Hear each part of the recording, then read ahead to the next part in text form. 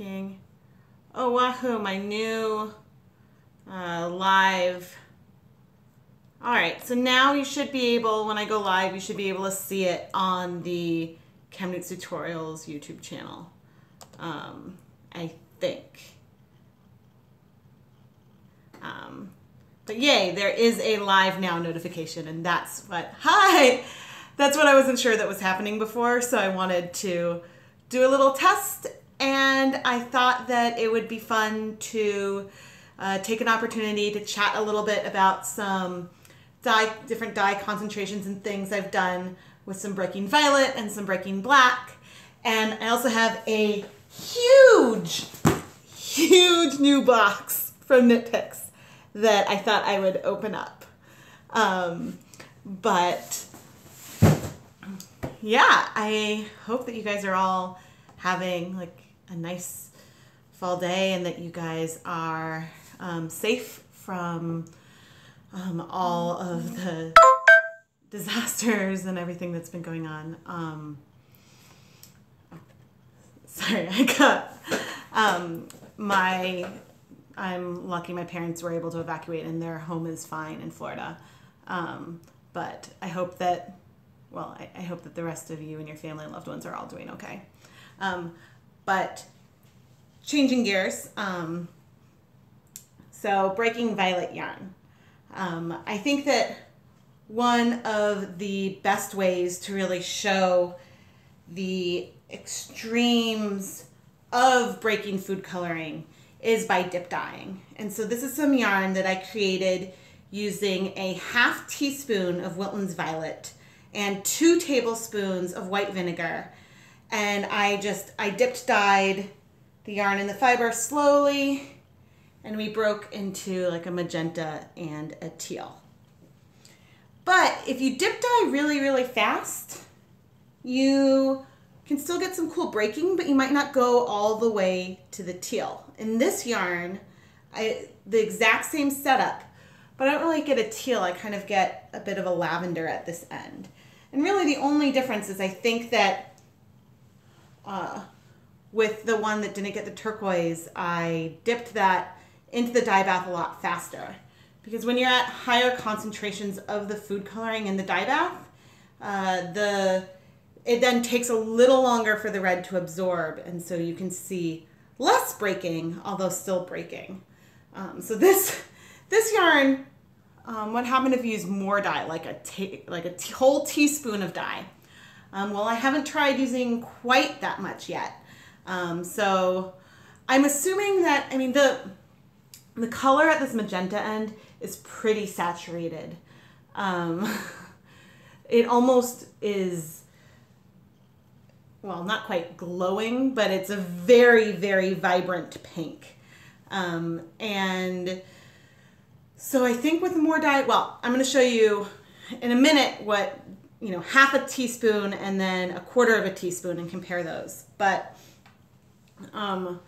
really this one, well, using a whole teaspoon could be a good idea. But I think the colors just might all get deeper, and you'd have to go pretty slow when you're dip dyeing if you wanted to see the full extent of the breaking.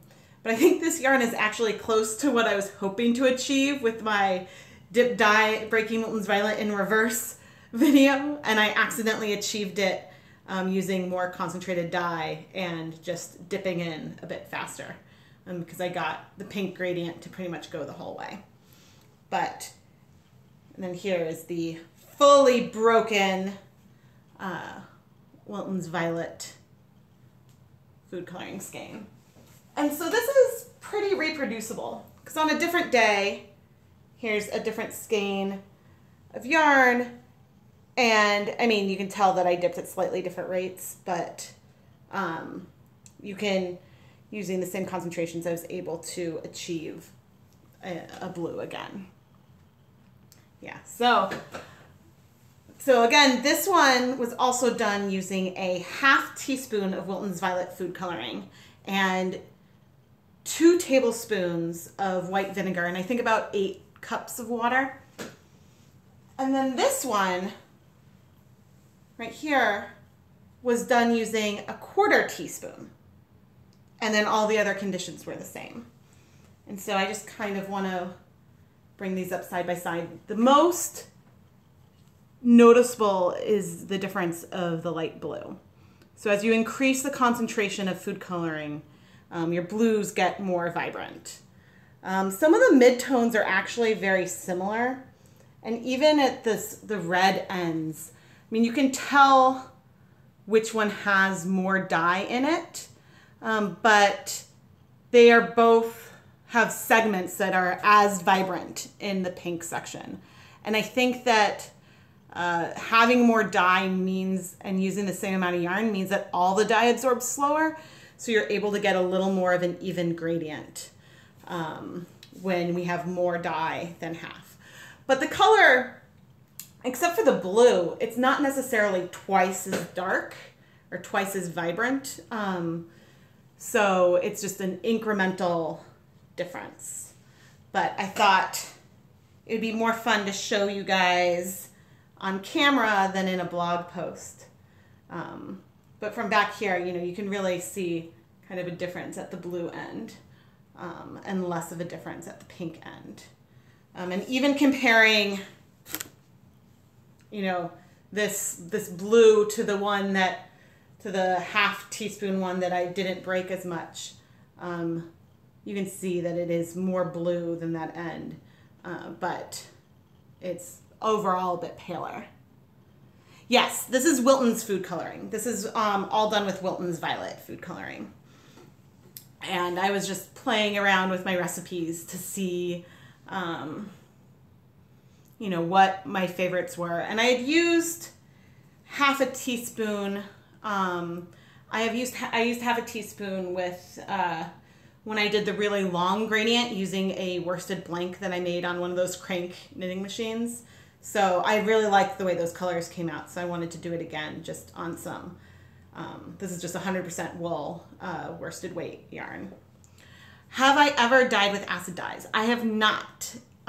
It's something that I hope to do in the future, but I haven't yet tried acid dyes, and so I'm not sure if any of those break.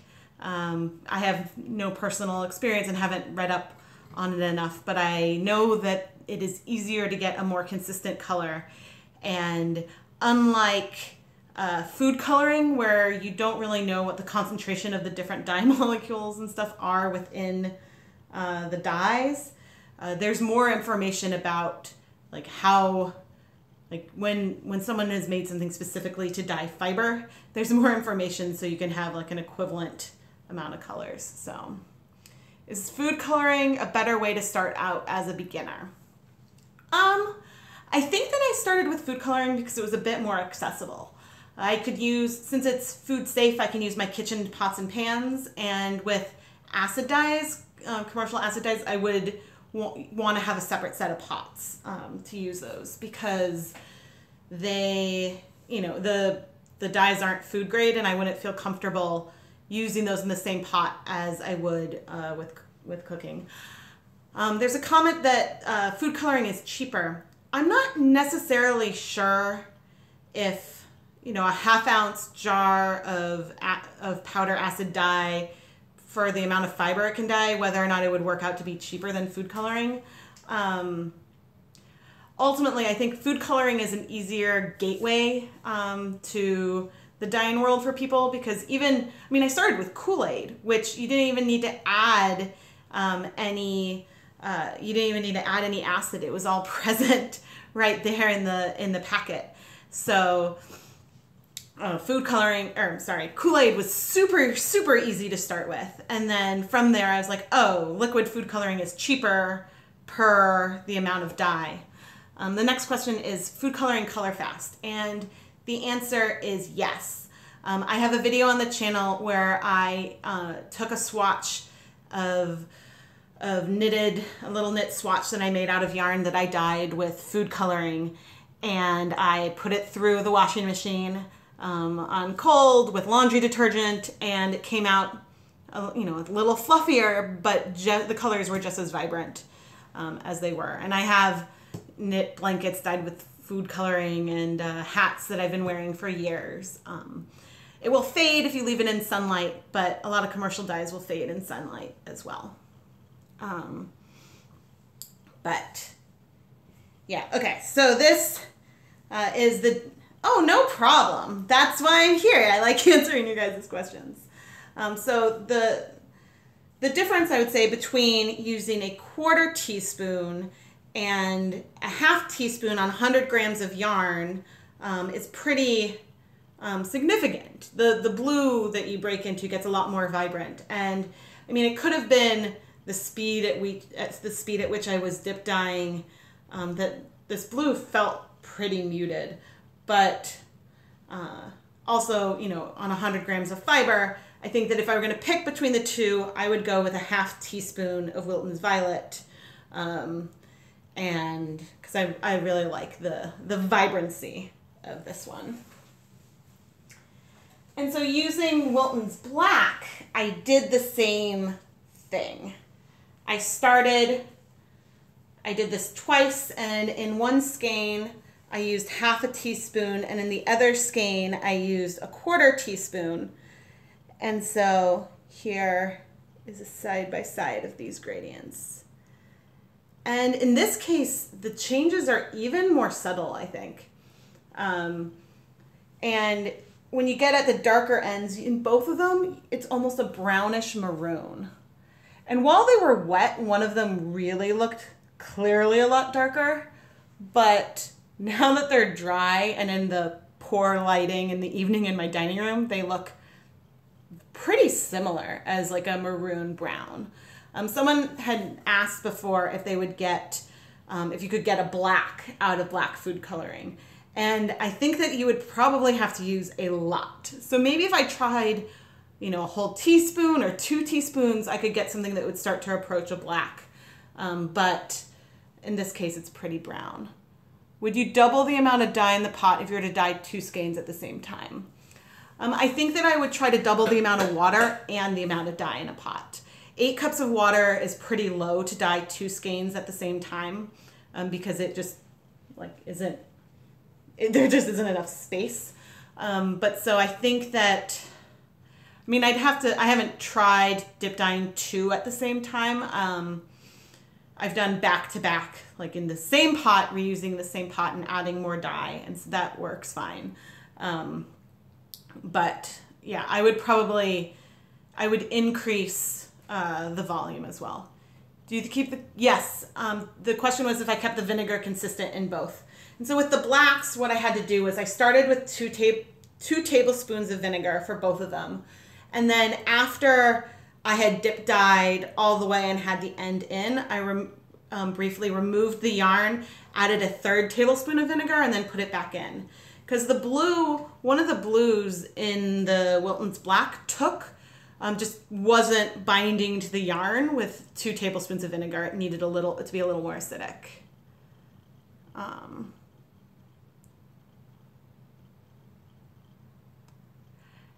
Okay, anyway, but the blues, and on camera, they do look different, but the difference is a lot more subtle. They are both a really nice, deep, almost slate blue that I got from these broken blacks, but the incremental difference from doubling the amount of dye from a 1/4 teaspoon to a 1/2 teaspoon is pretty minimal.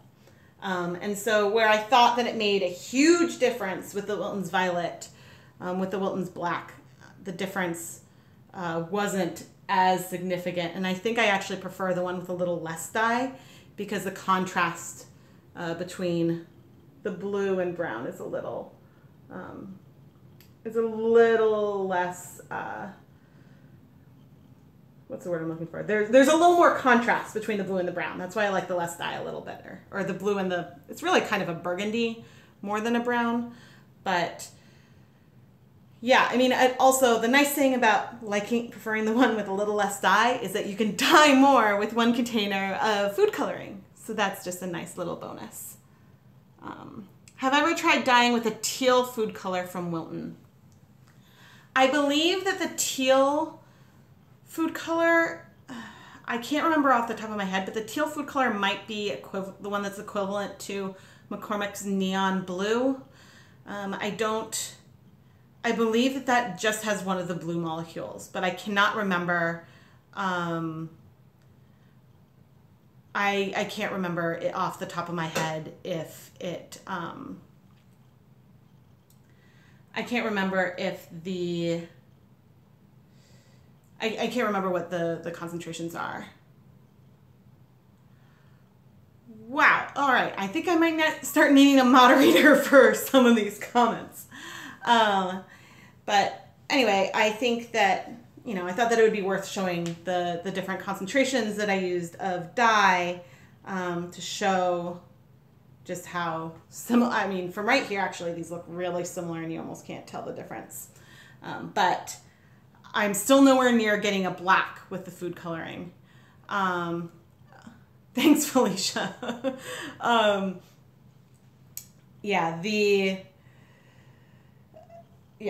So I'm glad to explore this. And it's been fun to kind of just sit and take some time to focus on the recipes, because when I dye on camera, I'm typically doing things a little faster. So it was nice to just kind of do a slow experiment and really, really take my time to get some recipes that I was happy with. But it's a lot of fun breaking colors, and I have new Wilton's colors that I might try seeing to break. And, you know, in the past, like when I broke Delphinium Blue, I didn't do it with dip dyeing, but it basically broke into these colors, like the bright blue and the magenta. So I think a lot of colors might do some similar things, but yeah, I am excited to play around with more of them. I have another question about do I use acid dyes? And the answer is not yet. I hope to some point, because I know you guys want to know some comparisons between food coloring and commercial acid dyes, and that's something that I'd love to explore, because I think that it would help my knowledge, and when I'm talking about food coloring, then I can really have something to compare it to about what's easier, and, you know, is it worth taking the plunge into acid dyes? And I hope, well, since I'm hoping to do that, I hope that it would be worth the plunge to try. But I will never completely, even if I start exploring other dyes, food coloring will always be one of my loves, so I will never give up on playing with that.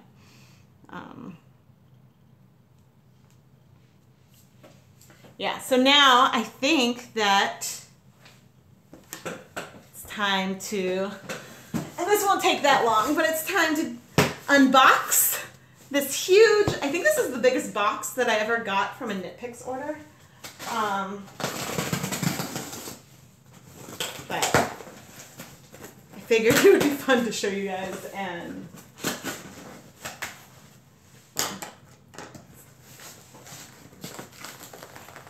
yeah, I think that I would start with, the comment says that I could get sample kits for acid dyes, and I think that that is exactly what I would do. I mean, I would have to make sure I got some purple, because, I mean, I love dyeing with purple, but I think that I would start with a sample kit that had some of the basic colors in small amounts, and then make some stock solutions and, yeah, have some fun playing with it.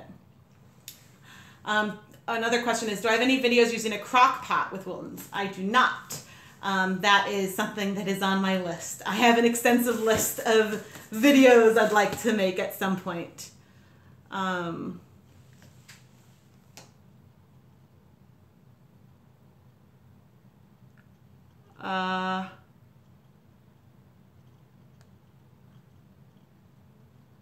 Okay. Wow, there's a lot of people on here tonight. I'm sorry, guys, in the comments. I guess for once, I'm glad that the comments don't show up after the fact. But anyway, wait, what? Okay, I see 4 bags in this box. So the box is open. Here's the first thing in it. This is 10 skeins a bear straw fingering yarn. This yarn is 75% superwash merino and 25% nylon. And nylon fibers actually take up food coloring really well. And this is one of my favorite fibers to dye. And it goes out of stock all the time. And so when it came back in stock, I wanted to make sure that I snagged it. And since buying the 20 skein lot from NitPicks, you can save 15%. And oh, I guess that's my packing slip. But yeah, so I could save 15%. So I decided to take the plunge and show you guys that I'm committed to making a lot more dyeing videos in the coming months.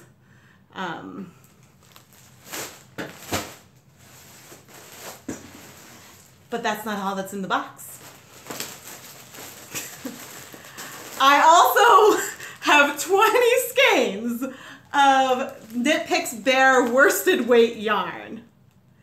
So that means I have a total of 40 new skeins of yarn that are just waiting to be dyed. And that means that there's going to be a lot more fun dyeing videos and stuff coming around.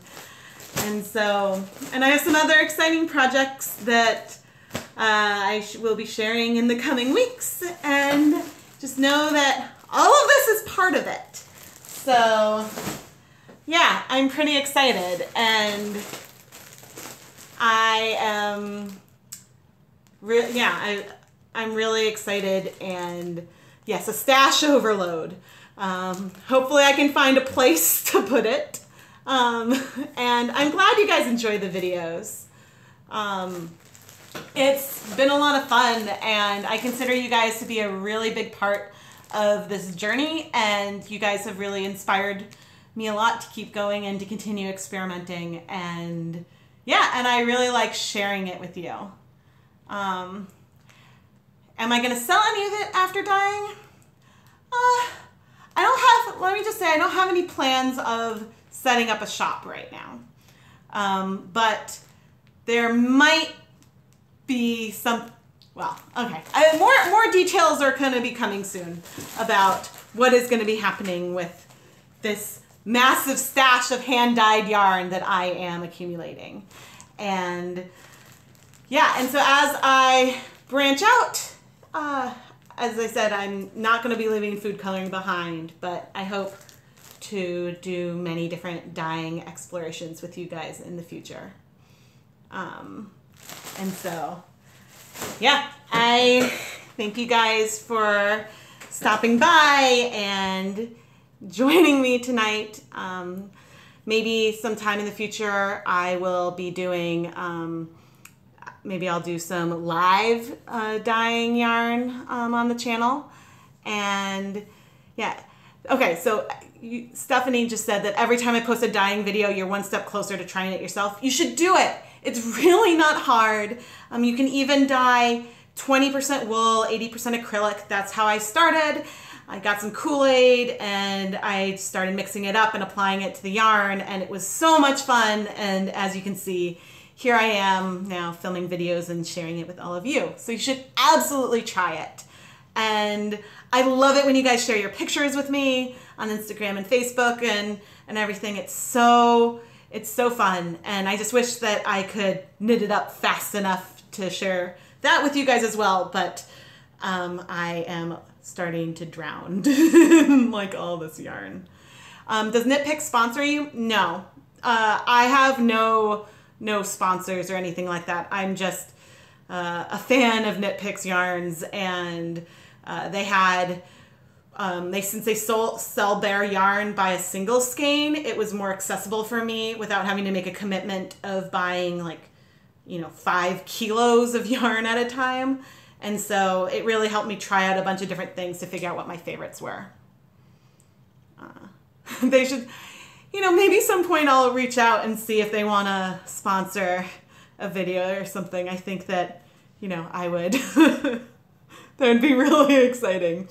But I know that for designers, if you submit a design to them, a design proposal, you could have them provide yarn for the design if they approve it, and there's a whole process for that, but I don't know about dyeing videos versus designs. I haven't ever tried submitting any of my knitting patterns anywhere except my own website.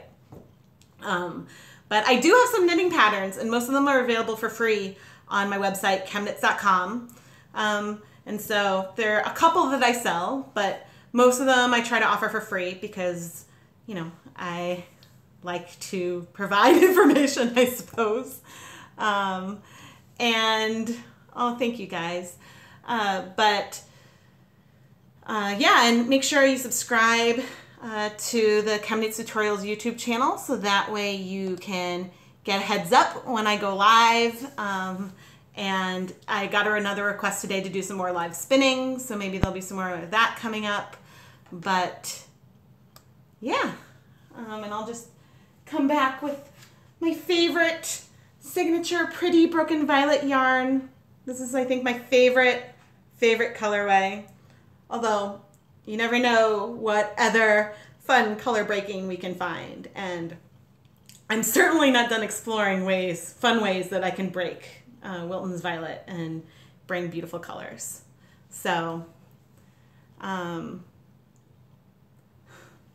thank you so much for watching this video. And yeah, I will be back with more dyeing videos sometime soon. Have a wonderful evening, everyone. Good night.